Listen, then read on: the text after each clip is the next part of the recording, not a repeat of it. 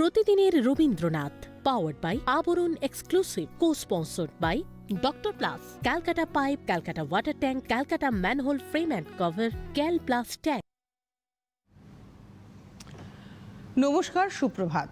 শুরু করছি অনুষ্ঠান প্রতিদিনের রবীন্দ্রনাথ। একটু অন্য সময়, গতকাল বলেও ছিলাম যে এখন থেকে প্রতিদিনের রবীন্দ্রনাথ শুরু হবে ঠিক সকাল 7টায়, এই 7:35 চলবে সকাল 9টা পর্যন্ত। সকাল 7:35 থেকে সকাল 9টা পর্যন্ত আমরা থাকব রবীন্দ্রনাথ ঠাকুরের গান, কবিতা, তথ্য, নানাবিধ বিষয় নিয়ে। সঙ্গে থাকবেন আপনারা। আজকেও আমাদের সঙ্গে শিল্পী রয়েছেন, তবে তার সঙ্গে আমাদের পরিচয় বা আপনাদের সঙ্গে আমাদের পরিচয় করিয়ে দেওয়ার পালা আজকে প্রথম। আমাদের সঙ্গে রয়েছেন দেবারতী মুখার্জি গাঙ্গুলি, দুর্গাপুর থেকে। দেবারতী গান শুনবো, ওর কাছ থেকে গল্পও শুনবো, আর সঙ্গে থাকবেন আপনারা। আর আমার সঙ্গে আজকে যে তথ্য রয়েছে তা রয়েছে মানবতার পূর্ণ প্রতিমা রবীন্দ্রনাথ, যার মধ্যে সামগ্রিক স্থিতিশীল উন্নয়নের ভাবনা জোরদার ছিল। যতটা পারবো আলোচনা করার চেষ্টা করব গানের হাত ধরে ধরে। তো দেবারতীকে আমি সুপ্রভাত জানাই, অনুষ্ঠানে আমাদের স্বাগত জানাই আমাদের সিটিভিএন পরিবারে। শুরু হোক গানে গানে পথ চলা।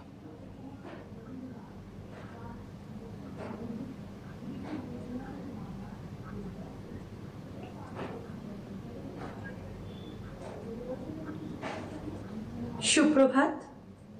বিশ্বকবি রবীন্দ্রনাথ ঠাকুরকে সশ্রদ্ধ প্রণাম জানিয়ে আমি আমার অনুষ্ঠান শুরু করছি। বর্তমান এই কঠিন এবং অসহায় পরিস্থিতির মধ্যে দিয়েও সঙ্গীত আমাদের অনেকটাই ভালো রাখার চেষ্টা করছে। আর এই তথ্য প্রযুক্তির অবদানে আজ ঘরে বসেই আমাদের দেশ অনেক কিছু করে ফেলছে। সিটিভিএনকে আমি আমার তরফ থেকে অনেক ধন্যবাদ জানাবো, ঘরে বসে এই টেলিভিশনের পর্দায় আমার গান পরিবেশন করার সুযোগ দেওয়ার জন্যে। আমার একটা মন খারাপের দিক আছে। আমার বাবা দূরদর্শন শিল্পী মাউথর গানের শ্রীযুক্ত সলিলেন্দু মুখোপাধ্যায়, তিনি যদি আজ আমার জায়গায় বসে অনুষ্ঠানটা ঘরে বসে করতে পারতেন, আমার কাছে একটা ভীষণ ভালো পাওয়া হতো, আনন্দের হতো। তিনি আজ নেই, তাই তার কিছু কবিতার লাইন, তার কিছু লাইন রবীন্দ্রনাথের প্রতি আমি বলে আমার অনুষ্ঠান শুরু করব। তিনি অসম্ভব রবীন্দ্র অনুরাগী ছিলেন। আমার মা শ্রীমতী কল্যাণী মুখোপাধ্যায় ভীষণ ভালো সঙ্গীত শিল্পী। এখনও তিনি সব রকম রবীন্দ্রসঙ্গীত, রজনীকান্ত, অতুল প্রসাদ সব রকম গানের গাওয়ার ক্ষমতা রাখেন। আমার বাবার কিছু লাইন দিয়ে আমি আমার অনুষ্ঠান শুরু করছি। একম এবং অদ্বিতীয়ম তুমি রবীন্দ্রনাথ। আরেকবার উজ্জ্বল সূর্যোদয় হোক শেষ কুয়াশায়, আরেকবার আসুক একটি রৌদ্রস্নাত সকালবেলা, যা মুহূর্তে শুষে নেবে আমাদের শীত, কষ্ট, ব্যর্থতার প্রতি বিন্দু, অবৌধ যন্ত্রণা। আরেকবার তুমি এসো আমাদের কাছে, বসো আমাদের চোখের তারায়, তুলে দাও বকের ডানার মতো শুভ্র শান্তির ঘুম। সোনালী রূপলী কবিতার অজস্র স্বর্ণাভ চাদর দিয়ে আমাদের জড়িয়ে দাও, ঢেকে দাও তোমার অপার করুণায়। তারপর শতাধিক বছরের পুরাতন এক বটগাছের ছায়ায় নিরাপদ আশ্রয়ে চোখ বুঝতে চাই শতাব্দীর প্রাচীনতম কবিতার ফসিল হয়ে চিরকালের মতো। ভবিষ্যৎ এবং বর্তমানের আজীবন আলোক শিখার যেন কোনো আদিগন্ত ভালোবাসার শেষতম কালপুরুষ তুমি রবীন্দ্রনাথ। আমার প্রথম পরিবেশনা, যে গানটিতে কথার দিক থেকে রবীন্দ্রনাথের অত্যন্ত বৈচিত্র্যপূর্ণ। বিশ্বকে তিনি সবসময় নিজের মধ্যেই ধারণ করেছেন, সেই কথাটি ফুটে উঠেছে এই গানে। আমি গানে যাই।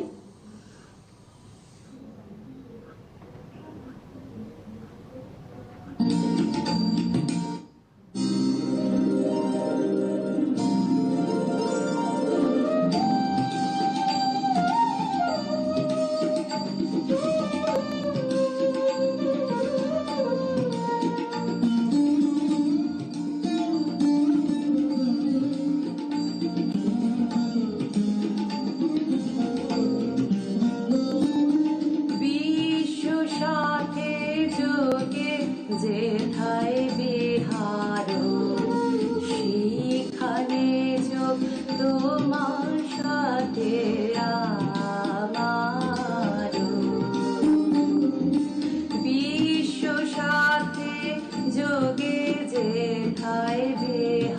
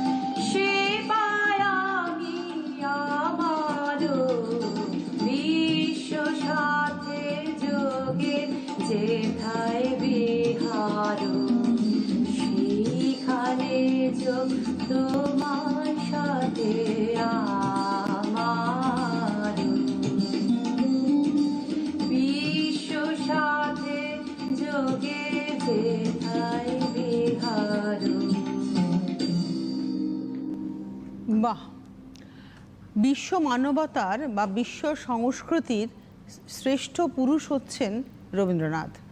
রবীন্দ্র যুগ তিনি তৈরি করে গেছেন। আমরা জানি সাহিত্যের তিনটে কাল, একাল, সেকাল এবং চিরকাল। রবীন্দ্রনাথের হাত ধরে আমরা সাহিত্যের চিরকালের যে জগৎ, সেই জগতে পা রেখেছি। তিনি আপামর মানবতার পূর্ণ প্রতিমা। তার মধ্যে মানবিক মূল্যবোধ শুধু নিজের জন্য নয়, জগতের জন্য। বিশ্বের প্রত্যেকটা প্রান্তে যে জীবন লুকিয়ে রয়েছে, সেই জীবনের সুরূপ সন্ধান দিয়ে গেছেন তার রচনায়। সেই যে নবীন বয়সে লিখেছিলেন, মরিতে চাহি না আমি এই সুন্দর ভুবনে, মানবের মাঝে আমি বাঁচিবারে চাই। তাই তার সেই আরতিটাই কিন্তু ঘুরে ফিরে এসেছে নানানভাবে। তো আজকে দেবারতী রয়েছেন আমাদের সঙ্গে। দেবারতীর হাত ধরে আবার গানে গানে এগিয়ে যাই, পরের গানে যাই।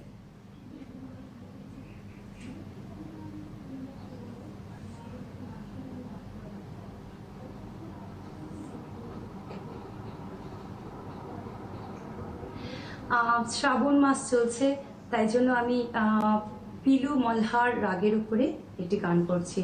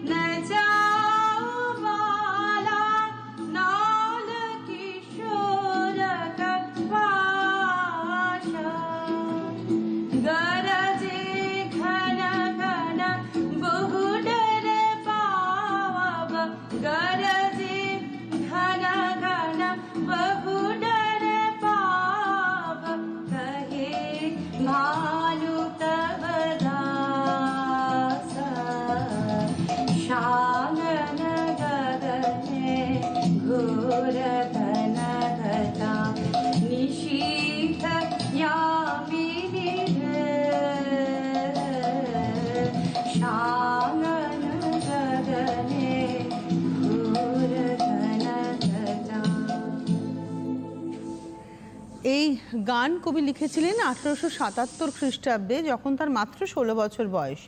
পদাবলীর পদকর্তাদের দ্বারা অনুপ্রাণিত হয়েছিলেন কবি। কবি তার জীবনে বহুবার বহু মানুষের দ্বারা, বিশেষ করে সংস্কৃতি জগতের নানান ধারক বাহক দ্বারা তিনি কিন্তু অনুপ্রাণিত হয়েছিলেন, বলা যেতে পারে ইমপ্রেসড যে কথাটা।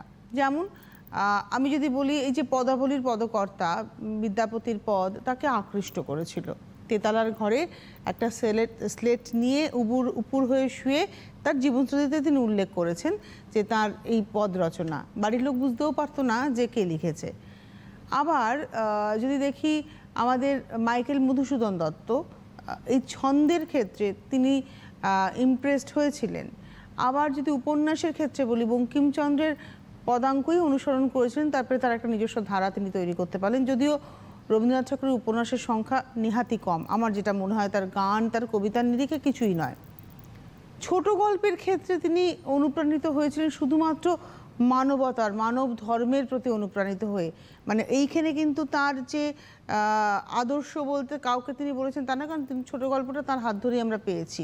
কেননা মানুষের দুঃখ কষ্টকে নিয়ে যখন তিনি জমিদারি সামলাতে শিলাইদহ, কুষ্টিয়া, পতিশর, শাজাদপুর এই সমস্ত জায়গায় ঘুরছেন এবং প্রত্যক্ষ করছেন তার প্রজাদেরকে, যে প্রজারা নিরন্ন, যে প্রজাদের বস্ত্র নেই, যে প্রজাদের শিক্ষা নেই, বেঁচে থাকার সামাজিক যে চাহিদাটুকু তাদের কাছে পূরণ হচ্ছে না, সেই মানুষগুলোর বেঁচে থাকার আনন্দ, তারপরেও সেই মানুষগুলো হাসে, তারপরেও সেই মানুষগুলো গান গায়, সারি গান, ঝুমুর গান, ভাটিয়ালি গান, ভাওয়াইয়ার তারা গাইছে, তারা বেঁচে থাকার রসদ খুঁজছে, নুন ভাত খাচ্ছে, তার মধ্যেও তারা হাসছে, জীবন এগিয়ে নিয়ে যাওয়ার বার্তা দিচ্ছে।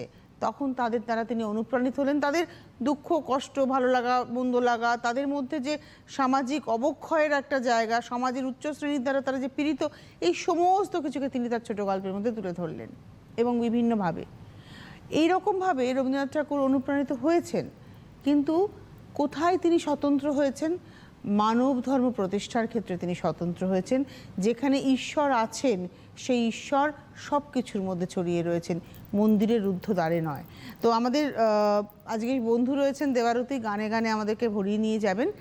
আমরা এগিয়ে যাই দেবারতীর পরের গানে।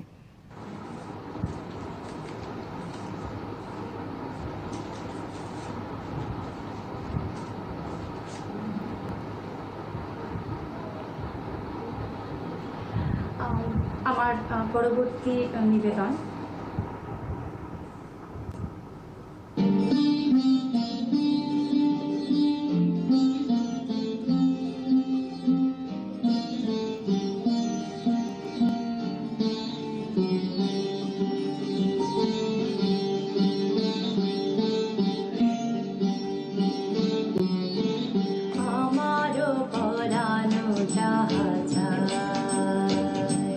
তুমি তা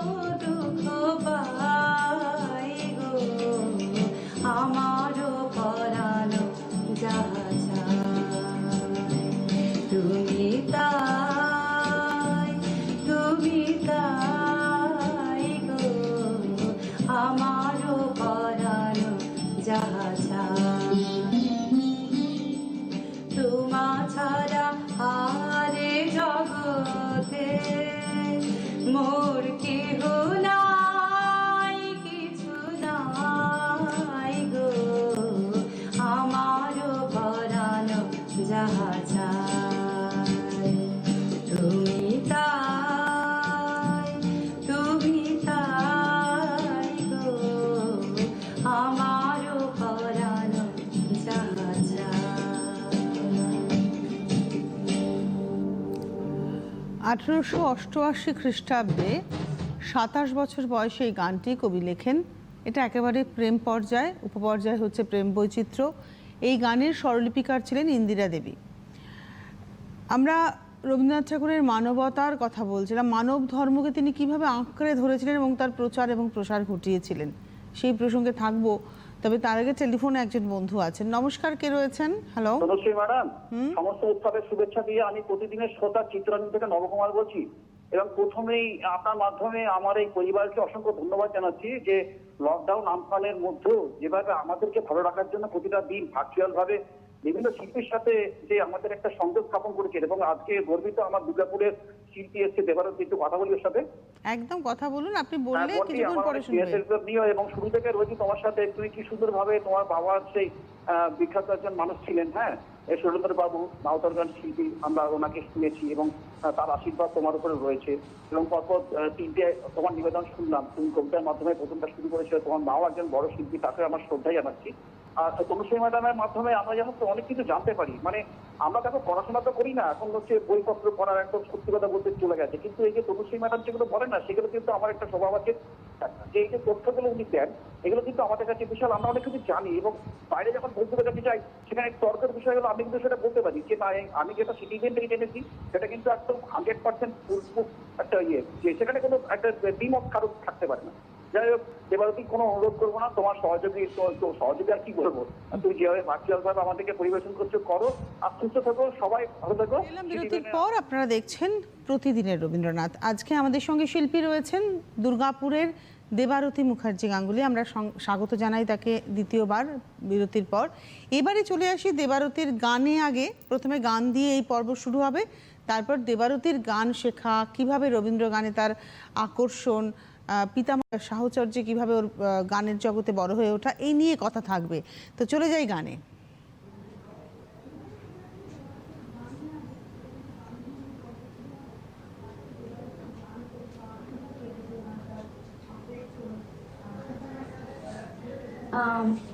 আমার পরবর্তী নিবেদন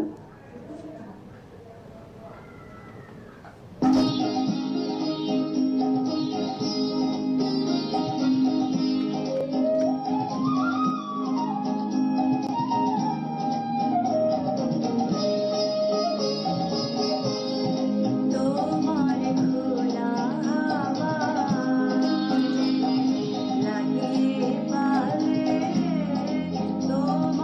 খোলা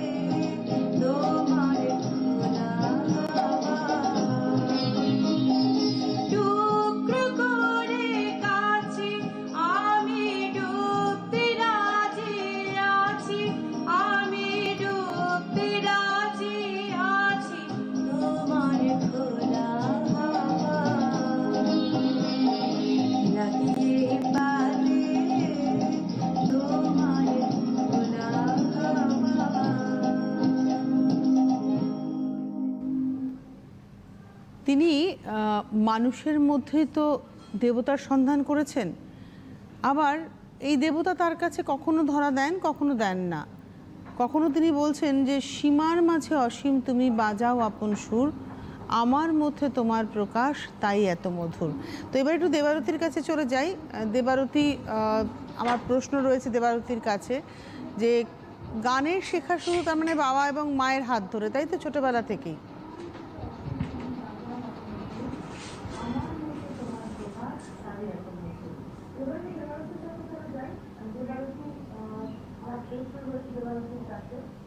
হ্যাঁ, আমার ছোটবেলা থেকে গানের শেখা, আমার মায়ের গান শুনে আমার বাবা তার ইঞ্জিনিয়ারিং, তার অফিস, সব কিছুর মধ্যে দিয়ে সাহিত্য এবং এই সংস্কৃতি ব্যাপারটা আমাদের ঘরের মধ্যে সবসময় আছে। আমার দাদা, আমার ভাইপো ভীষণ ভালো মাত্রাগান বাজান, আমার বাচ্চারাও একটু একটু গান শিখছে। তো আমার মানে I am blessed to have this family. আজ আমার বাবা নেই, কিন্তু আমার কোথাও যেন তার শক্তিটা আমাকে সবসময় এগিয়ে নিয়ে যেতে সাহায্য করে।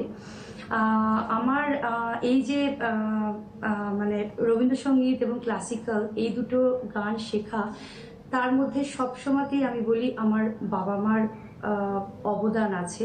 ওনারা সব সময়তে আমাকে গান শেখার কথা বলেছেন। এবং যা হয় আর কি, এসব গ্র্যাজুয়েশন, পোস্ট গ্র্যাজুয়েশন করার পরে আমি আইটি কোম্পানিতে আমি কাজ করতাম, তখন একদম গানের সঙ্গে যোগাযোগ বিচ্ছিন্ন হয়ে গেছিল। তো তারপরে বিয়ে হয়, আমার শাশুড়ি মাও খুব ভালো গান গান, রবীন্দ্রসঙ্গীত এবং সব রকম গান। তো সেই সব মিলিয়ে আবার একটু গানের মধ্যে আমি ঢুকলাম, কারণ আমার শ্বশুরমশাই, শাশুড়ি মা, আমার হাজবেন্ড সবসময়তেই চাইতেন আমি যেন একটু গানের মধ্যে থাকি, কিন্তু আমি একটু মানে পেরে উঠতাম না, মনে হতো আচ্ছা ঠিক আছে পরে করব। তো যাই হোক, সব মিলিয়ে আবার আমি এখন একটু একটু করে এগোচ্ছি। আমার গানের যিনি শিখিয়েছিলেন, আমার দুর্গাপুরেই গান শেখা, রিনা ভট্টাচার্য মিস, ইরা ব্রহ্ম মিস, এবং ক্লাসিক্যালে চামেলি দাস মিস। তো আমার আজকের যে অবস্থা, মানে এই অবস্থার সাথে এটাই বলতে পারি যে আমি খুব একটা চর্চাতে থাকি না, যার জন্য আমি একটু আগে থেকেই ক্ষমা চেয়ে নিচ্ছি তোমাদের সবার কাছে। হ্যাঁ, এইভাবেই আমার এই জার্নিটা চলছে। আমি ডিডি ভারতীতে অ্যাঙ্কারিং করেছিলাম ইংলিশে রবীন্দ্রনাথের অনুষ্ঠানের ওপর অনেকদিন আগে। আর ইন্টার কলেজে একটুখানি মানে হঠাৎ করে কম্পিট করতে টুকটাক প্রাইজ টাইজ পেয়েছি। কোনোদিন ছোট থেকে সেরকমভাবে কম্পিট করা বা গানটাকে নিয়েই যে এগোবো এরকমভাবে ভাবিনি, কিন্তু ভালোবাসি সারা জীবন গানটাকে। মানে এটা ভালোবাসার জায়গা থেকে পরিবার আমার সব সময়তে গানের জন্যই যেন ওনারা সব সময়তে আমাকে বলেন যে এগিয়ে চলো। মানে গানটা হচ্ছে ভালোবাসার জায়গা থেকে, একদম ভালোবাসা। মানে আমি রান্না করতে করতেও যেন গান শুনি, গুনগুন করতে পারি না, সবসময় আমার গলাটা সাথ দেয় না, কিন্তু একদম আমাদের বাবা এবং মা। আমাদের সঙ্গে একজন বন্ধু আছেন, নমস্কার, কে রয়েছেন? আমি দুর্গাপুর থেকে শম্পা সরকার বলছি। দুর্গাপুর থেকে শম্পা সরকার। শম্পা, বলুন, কথা বলুন, শুনতে পারবেন দেবারতী, আপনি বলুন। হ্যাঁ, আপনার গান আমার খুব ভালো লাগছে। হ্যাঁ, আপনার গানটা খুব ভালো লাগছে, কিন্তু আমার অনুরোধ কি করতে শুনবেন? বলুন, আপনার অনুরোধ কি? ওই যে আমায় জাগিয়ে রাখো ওগো ঘুম পাড়া নিয়া, গানটা খুব ভালো লাগে, যদি করেন। আপনি দুর্গাপুরেরই মেয়ে, কিন্তু গলা খুব সুন্দর, খুব ভালো লাগছে। নমস্কার, সঙ্গে থাকুন। আচ্ছা দেবারতী, আমরা একটু গানে যাই, তারপর আবার ফিরি, আমরা আবার কথাতে ফিরি, আগে একটু গান শুনে নিই আবার। অনেক ধন্যবাদ। হ্যাঁ হ্যাঁ, আমার এই গানটা আমার বাবার ভীষণ প্রিয় ছিল। আমি গানটা শুরু করি, একটি টপ ওয়াঙ্গের গান।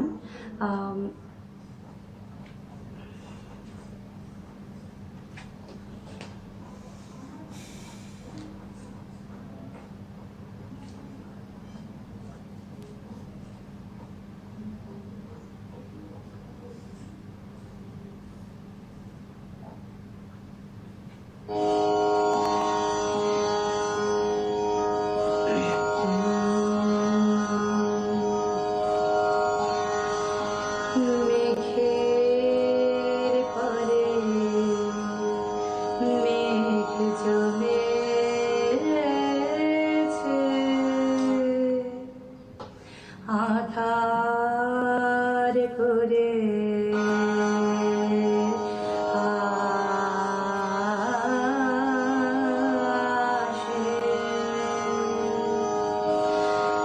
মেঘের পরে মেঘ জমেছে, আধার করে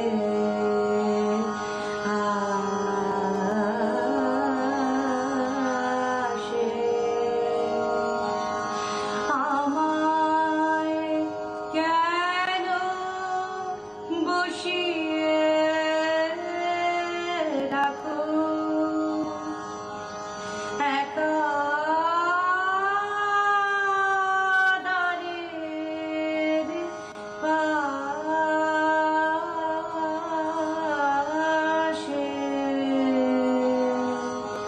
মেঘের পরে মেঘ জমেছে, আধার করে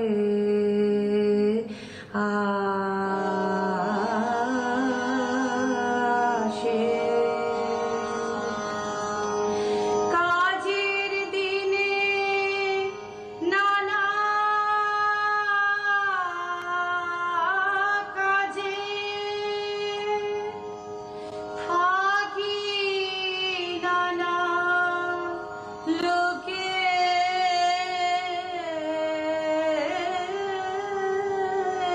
মাঝে। আজ আমি যে বসে আছি তোমারি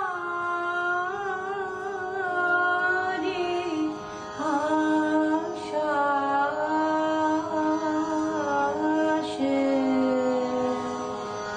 মেঘের পরে মেঘ জমেছে, আধার করে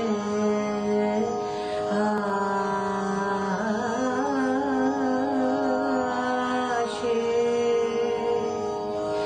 তুমি যদি না দেখা দাও করো আমায় হেরা, কেমন করে কাটে আমার এমন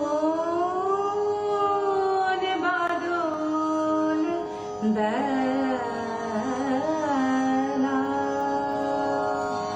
তুমি যদি না দেখা দাও করো আমায় হেরা, কেমন করে কাটে আমার এমন বাদল বেলা।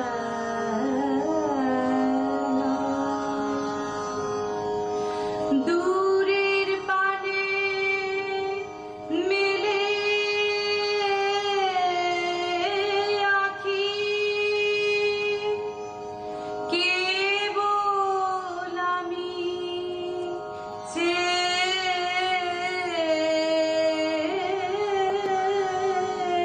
থাকি। পরাণ আমার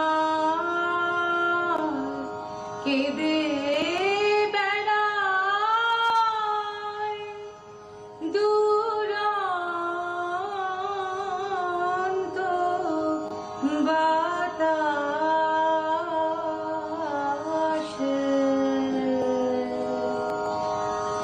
মেঘের পরে মেঘ জমেছে, আধার করে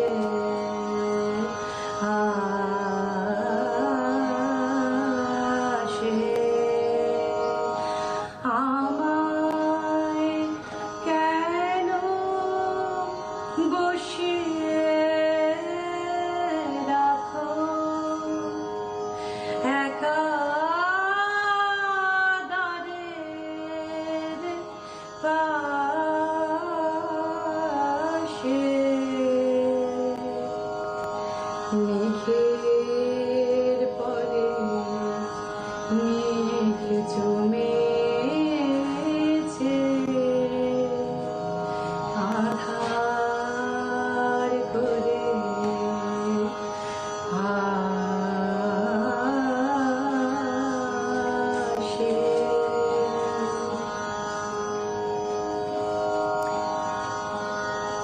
এই গানটা আমাদের খুব পছন্দের গান, হৃদয়ের কাছাকাছি থাকা একটি গান।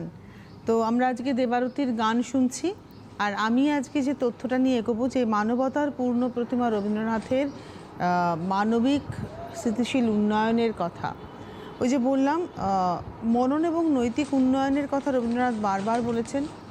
ভারতীয় দর্শন তথা জীবনচর্যায় মানুষের যে আত্মিক বিকাশের সৃজনশীলতাকে মর্যাদা দেওয়া হয়, এবং এই যে ব্যক্তি আমাদের ঐতিহ্য, ব্যক্তি অহং আমাদের ঐতিহ্য, তাই গুরুত্ব পায় না। রবীন্দ্রনাথের কাছে উন্নয়ন আসলে একটা সামগ্রিক শৃঙ্খলাময় জীবনযাপন এবং জীবন পরিবেশের গুণগত উৎকর্ষ সাধন। এই যে কথাটা আমি বললাম যে সামগ্রিক শৃঙ্খলাময় জীবনযাপন এবং জীবন পরিবেশের গুণগত উৎকর্ষ সাধন, এটা মানুষের পক্ষে কখন কিভাবে সম্ভব, রবীন্দ্রনাথ তাঁর শিকড়ে প্রবেশ করার চেষ্টা করেছিলেন। তো আমরা চলে যাই, এবং এই যে দেবারতীর কথা আমরা শুনছিলাম যে দেবারতী ছোটোবেলা থেকে এমন পরিবেশ পেয়েছে যেখানে রবীন্দ্র চিন্তা থেকেও সরতে পারেনি। কিন্তু দেবারতী, যেহেতু তুমি সব রকমের গান গাও, শিখেছো, রবীন্দ্রনাথ ঠাকুরের গানটা কি আলাদা লেগেছে তোমার, নাকি না মনে হয়েছে বাড়ি থেকে কি প্রেশার ছিল যে না এই গানটাই তোমাকে গাইতে হবে? তুমি কতটা নিজের ইচ্ছে বা কতটা মা বাবার ইচ্ছে এই গানের প্রতি আকৃষ্ট হয়েছো? একদম।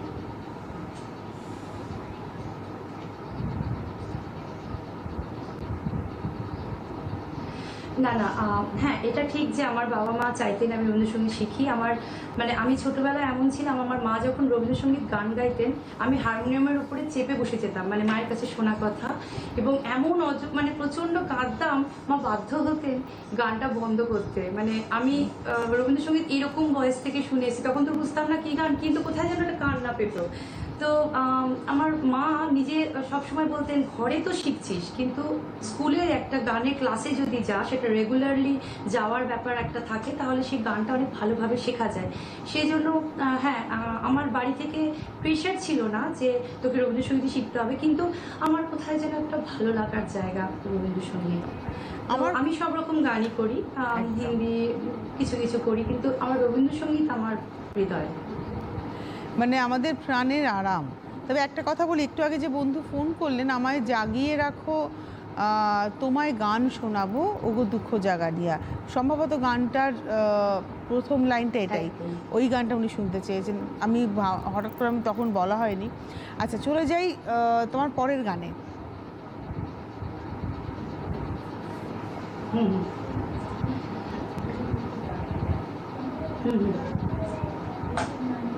হ্যাঁ, আমি নিশ্চয়ই শম্পার অনুরোধ রাখবো, সিটি বেনে যদি আবার সুযোগ পাই গান গাওয়ার, নিশ্চয়ই আমি অনুরোধটা রাখবো। আমার পরের গান আমি চাই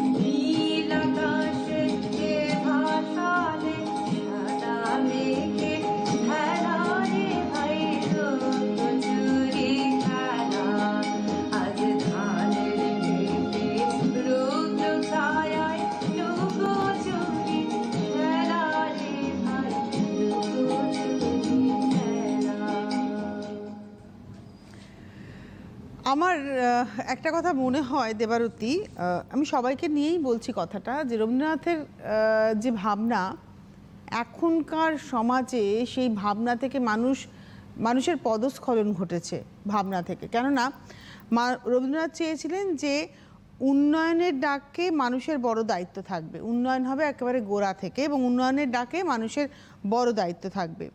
চারপাশের প্রকৃতি পরিবেশকে শ্রদ্ধা করা ও তার ব্যক্তিত্বকে রক্ষা করার দায়িত্ব নেবে একেবারে সাধারণ মানুষ। এমন স্থিতিশীল উন্নয়নের ডাকে গ্রামীণ সমাজ ও পল্লী প্রকৃতি সমৃদ্ধ হয়ে উঠবে, এটা রবীন্দ্রনাথ ঠাকুর চেয়েছিলেন। কিন্তু হতস্মি কেন বললাম, আমরা এখন ভোটার ছাড়া তো আর কিছু নই। রাজনৈতিক নেতা নেত্রীদের কাছে আমরা একজন ভোটার। এই উন্নয়নে আমাদের সামিল করতে হবে, প্রকৃতি রক্ষাতে মানুষকে শিক্ষা দিতে হবে, সেই পাঠ আদৌ কি হচ্ছে? ওই জন্য বললাম পদস্খলন। একটা বিরতি নেব, বিরতির প্রান্তে আমরা ফিরব, সঙ্গে থাকুন।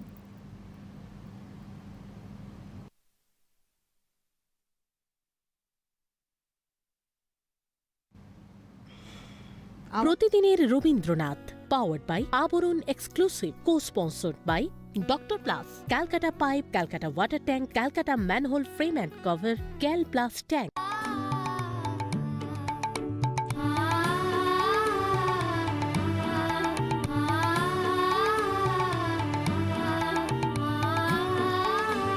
দেখছেন প্রতিদিনের রবীন্দ্রনাথ। আমাদের সঙ্গে রয়েছেন দেবারতী মুখার্জি গাঙ্গুলি দুর্গাপুর থেকে। দেবারতীর গানে আমি এগোনোর চেষ্টা করছি, কিন্তু রবীন্দ্র দৃষ্টিতে স্থিতিশীল উন্নয়ন ও মানব সম্পদ এবং মানবতার পূর্ণ প্রতিমা রবীন্দ্রনাথ, এই নিয়ে আমার আজকে মিলিয়ে মিশিয়ে কথা বলা। রবীন্দ্রনাথ ঠাকুর কী বলেছিলেন, সেই কোন ছোটবেলায় তিনি বলে রেখেছিলেন কথাটি, যে অন্ন চাই, প্রাণ চাই, আলো চাই, চাই মুক্ত বায়ু, চাই বল, চাই আলো, চাই স্বাস্থ্য, আনন্দ, উজ্জ্বল পরমায়ু। এই যে জীবনের ছবি, এই যে মানব জীবনের জন্য তার প্রার্থনা, এই প্রার্থনার মধ্যে একটা তিনি চেয়েছিলেন যে এটা নিছক ইট পাথর সিমেন্ট যন্ত্রের উদ্ধত চিমনি নয়, এটা মাটি মানুষের সঙ্গে নিরন্তর সম্পর্কের ভিত্তিতেই কিন্তু তিনি এই অর্থবহ উন্নয়নের কথা বলেছেন। সেখানে মানুষের বেসিক নিডস যেমন পূরণ হবে, মানুষকেও তার কর্তব্য দায়িত্ব পালন করতে হবে। আমাদের সঙ্গে কোনো বন্ধু রয়েছেন। নমস্কার, কে রয়েছেন? হ্যালো হ্যালো, কে রয়েছেন? আমি ভদ্রেশ্বর হুগলি থেকে দীপালি সেনগুপ্ত বলছি দিদি। হ্যাঁ দীপালি, বলুন। নমস্কার। হ্যাঁ হ্যাঁ দিদি, আপনার পরিচালনা তো অসম্ভব সুন্দর, ভীষণ ভালো লাগে। ধন্যবাদ। আর যে শিল্পী গান গাইছেন না, দিনটাই ভীষণ সুন্দর হয়ে গেল। ধন্যবাদ।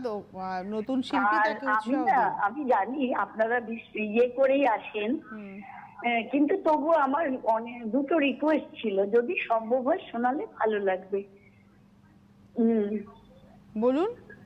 যদি না হয় তাহলেও ঠিক আছে, তবে শুনলে ভীষণ ভালো লাগবে। একটা হলো সংসার যবে মনো কেড়ে লয়,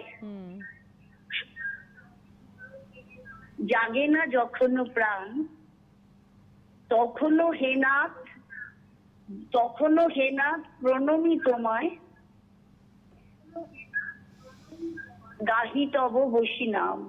আর একটা গান? আচ্ছা, আর একটা গান হচ্ছে বিপদে মোরে রক্ষা করো, এ নহে মোর প্রার্থনা। এই গান তো মনে হয় এখন আমাদের প্রত্যেকেরই প্রেয়ার, যে বিপদে আমি না যেন করি ভয়। এই যে সামনের এই একটা অসম্ভব বিপদ, এই বিপদটাকে যদি আমি ভয় করি তাহলে আমাকে পিছিয়ে পড়তে হবে। পিছিয়ে যাওয়া তো হেরে যাওয়া। আমরা চলে যাই দেবারতীর গানে।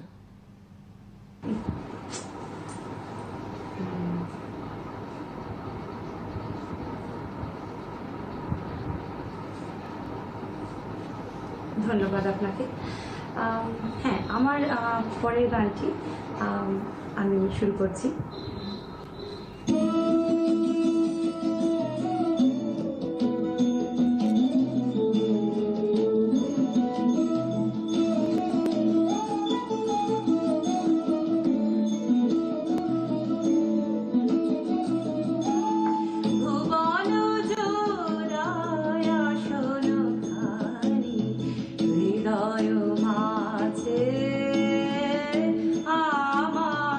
হৃদয় মাঝে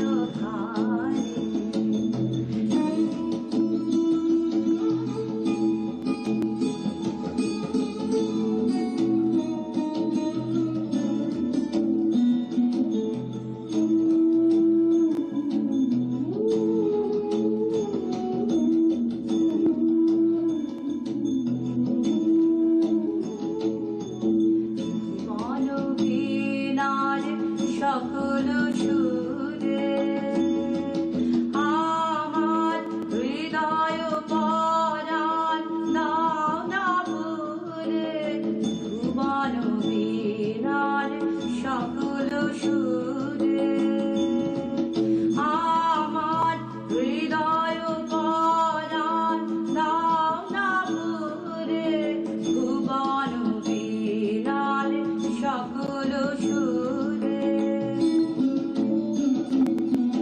দুঃখ সুখে সকল হারস ফুলের পরশ ঝাড়ের পরশ তোমার করুণ শুভ উদার বাণী হৃদয় মাঝে আমার হৃদয় মাঝে বিছাওয়ানি ভুবন জোড়ার আসন খানি হৃদয় মাঝে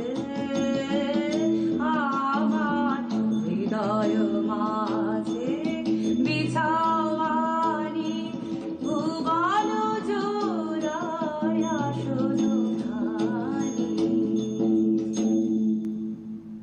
আমরা এখন আমাদের পরিবেশ দূষণ নিয়ে ভীষণ ভাবছি, প্ল্যানেটারি ওভারলোড নিয়ে এখন কথা হচ্ছে, এমনকি ইকোলজিক্যাল ক্যাপাসিটি নিয়েও এখন ভাবনা চিন্তা হচ্ছে। অথচ কি ভাবতে অবাক লাগে, রবীন্দ্রনাথ ঠাকুর এই যে ভাবনাগুলো এখন, যে প্রশ্নগুলো এখন আমরা তুলছি, রবীন্দ্রনাথ ঠাকুর আজ থেকে বহু বছর আগে এই ভাবনা ভেবেছেন। এবং এই যে জড়ত্বের, এই যে সমকালে যে উন্নয়নের গাজোয়ারি ভাব, এই গাজোয়ারি ভাব দেখে তিনি তার বিরুদ্ধাচরণও করেছেন। কীরকম? এটা সম্ভবত 1896 সাল হবে। 1896 সালে জাপান যাত্রীতে রেঙ্গুন শহরে ধারা বিবরণী তিনি কিভাবে দিচ্ছেন। দেখি, তীরে বড় বড় সব কেরোসিন তেলের কারখানা লম্বা লম্বা চিমনি আকাশে তুলে দিয়ে ঠিক যেন চিত হয়ে পড়ে বর্মা চুরুট খাচ্ছে। তারপর কখন ঘাটে এসে পৌঁছই, তখন তট বলে পদার্থ দেখা যায় না। সারি সারি জেটিগুলো যেন বিরাট লোহার জোঁকের মতো ব্রহ্মদেশের গায়ে একেবারে ছেঁকে ধরেছে। বস্তুত এই শিখরহীন ঊর্ধ্বমুখী উন্নয়নের বিরোধিতা তিনি কিন্তু বরাবর করে গেছেন। তার কারণ তিনি যখন জাপানের কথা আমরা যখন বললাম, জাপানের ওই শহরের ছবির মতো শহরটাকে সাজানো রয়েছে, কিন্তু সেখানে সবুজের অভাব তিনি বোধ করেছিলেন। ওই জাপান যাত্রীতে আমরা কিন্তু এর উল্লেখ পাই। তো আসুন আমরা আজকে যে জায়গায় দাঁড়িয়ে আছি, পরিবেশ দূষণের একেবারে চূড়ান্ত পর্বে, যেখানে পরিবেশ বা নিজেদেরকে সারিয়ে তোলার চেষ্টা করছে আমাদেরকে গৃহবন্দী করে, একটা শপথ বাক্য পাঠ করি রবীন্দ্রনাথের গীতবিতানে হাত রেখে, যে আর আমরা দূষণ ছড়াবো না। কারণ গীতবিতানের থেকে বড় ধর্মগ্রন্থ কি আর কিছু আছে? অন্তত আমার কাছে তো নয়। চলে যাই আমরা দেবারতির পরের গানে।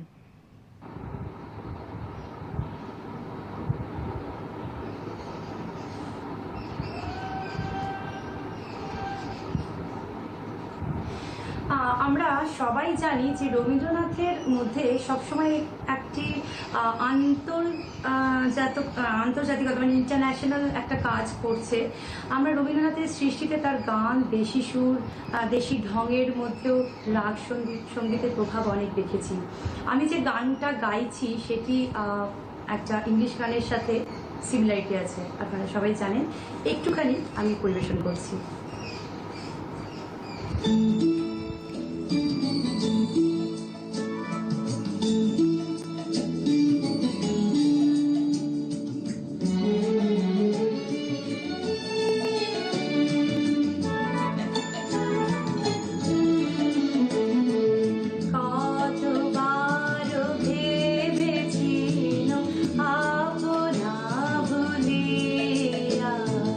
তোমার চরণে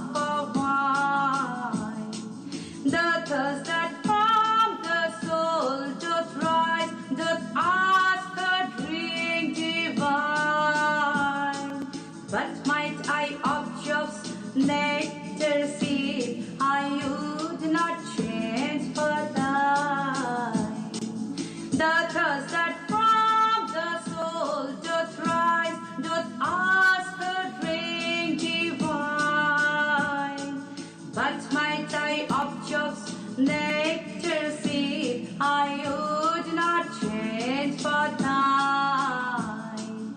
I see thee lit a rosy red, not so much honoring thee as giving it a hope that here it could not be set free.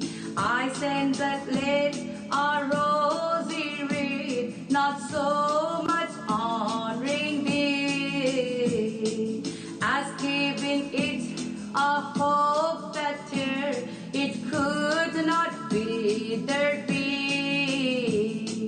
But thou thereon didst only breathe and sends it back to me. Since when it grows and smells, I swear, not of itself but thee.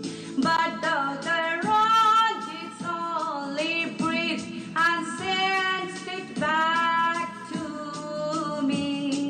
Since when it grows and smells, it swear, not of itself but thee. Drink to me only within thine eyes, I will pledge with mine. Only but kiss within the cup, and I will not ask for wine. 1885 খ্রিস্টাব্দে সদ্য তখন তিনি বিলেত ঘুরে এসেছেন এবং Scottish সুরের আঙ্গিকে বিলেতি সুর, মানে এটা হচ্ছে বিলেতি ভাঙা সুরে গান।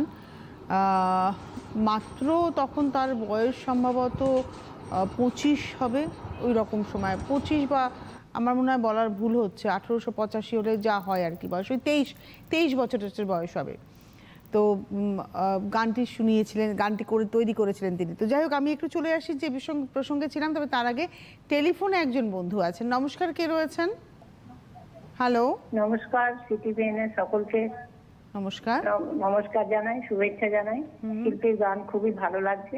আমি রেখা বন্দ্যোপাধ্যায় দুর্গাপুর থেকে বলছি। দুর্গাপুরের শিল্পী খুবই ভালো, আর গবেষণাধর্মী মন থাকলে এরকম করা যাবে যে কোন গানের সাথে মিল আছে। আমরা জানি আরো অনেক বিদেশি সুরের রবীন্দ্রসঙ্গীত আছে। যাই হোক, শিল্পীর গান খুব ভালো লাগছে। আর একটা কথা আপনাকে বলতে চাই, সেটা হচ্ছে যে গত সোমবারে যিনি ব্যাঙ্গালোর থেকে গান করছিলেন শিল্পী, উনি হয়তো পড়াশোনার জন্য ছিলেন শান্তিনিকেতনে। আপনি বারবার উল্লেখ করলেন যে আশ্রম কন্যা। আশ্রম কন্যা সবাইকে আমরা বলতে পারি না। আমি একটা কথা বলবো রেখাদি, এটা না আমি আগে বলিনি, আপনি আমাকে বললেন, তো ওটা আমাকে বলতে বলা হয়েছিল। সবকিছুই যে আমার ইচ্ছে অনুযায়ী আমি বলি তা তো নয়, ওটা আমাকে বলা হয়েছিল যে ওটা ওনাকে বলতে হবে। এটা আমি আমার আগে যখন সুবর্ণাও ওনার সাথে অনুষ্ঠান করেছিল, ওই কথাটাই বারবার বলা হয়েছিল। এটা ওনার দাবি ছিল। এবারে আপনি বলুন আপনার কথা আমি শুনবো। আশ্রম কন্যা হচ্ছে যারা ওখানে মানে রবীন্দ্রনাথ সময়কালে থেকেছেন, আশ্রম প্রাঙ্গণে বড় হয়েছেন, ওনার সান্নিধ্যে এসেছেন, এইরকম বিশিষ্ট কয়েকজনকেই আশ্রম কন্যা বলা হয়। যেমন অমিতা সেন, কণিকা বন্দ্যোপাধ্যায়, এই ধরনের যারা আমরা 2-1 বছরের জন্য পড়াশোনা করতে যাচ্ছি, কেউ 2 বছর, কেউ 4 বছর, আমরা আশ্রমিক হতে পারি, মানে বোর্ডার, কিন্তু আশ্রম কন্যা। আমি আবারও আপনাকে কি বোঝাতে পারলাম দিদি? আপনি আমার কথা শুনেছেন, যেটা আমাদের বলতে বলা হয়েছিল তাই আমরা বলেছিলাম। আমিও বলেছি, আমার আগে সুবর্ণাও বলেছিলেন, ওটা আমাদের বলতে বলা হয়েছিল। ঠিক আছে, এটা আমাদেরকে সবসময়, আপনারা তো অভিযোগের কাঠগড়ায় দাঁড় করান, কিন্তু সবসময় আমরা অভিযোগের কাঠগড়ায় দাঁড়ানোর জন্য প্রস্তুত থাকি না। এটা একটু আপনাদেরও বুঝতে হবে, কেননা আমরা তো জোর করে কাউকে আশ্রম কন্যা বলতে পারি না। উনি ওটা বলেছিলেন, আমাদের বলতে বাধ্য করা হয়েছিল। এবারে যদি আপনার মনে হয়, আপনি ওনাকে জানান সেই কথাটি, আমাদের নয়। আচ্ছা, আমাদের হাতে সময় ভীষণ কম, দেবারতী গানে চলে যাই।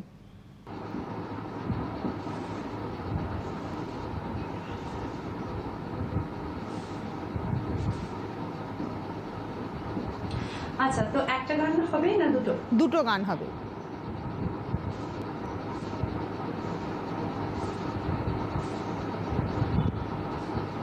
আচ্ছা,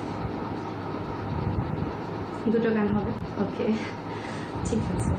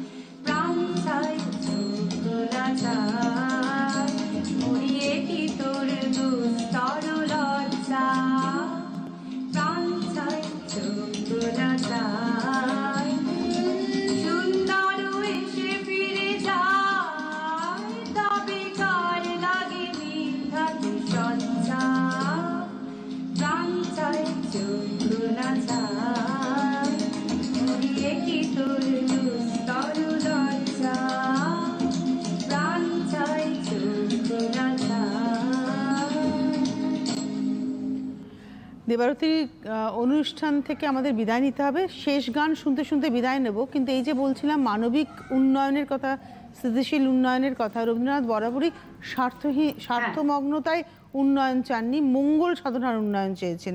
তাই প্রাচীন সভ্যতার সঙ্গে আধুনিক সভ্যতার যে ফারাক, সেটাকে তিনি অত্যন্ত পরিষ্কারভাবে দেখিয়েছেন। আগামী বুধবার আমি এই বিষয়ের পরবর্তী পর্যায়টুকু নিয়ে কথা বলবো। তবে দেবারতীর গান শুনতে শুনতে আমাদের বিদায় নেওয়ার পালা। ভালো থেকো দেবারতী, ভালো থাকবেন আপনারাও।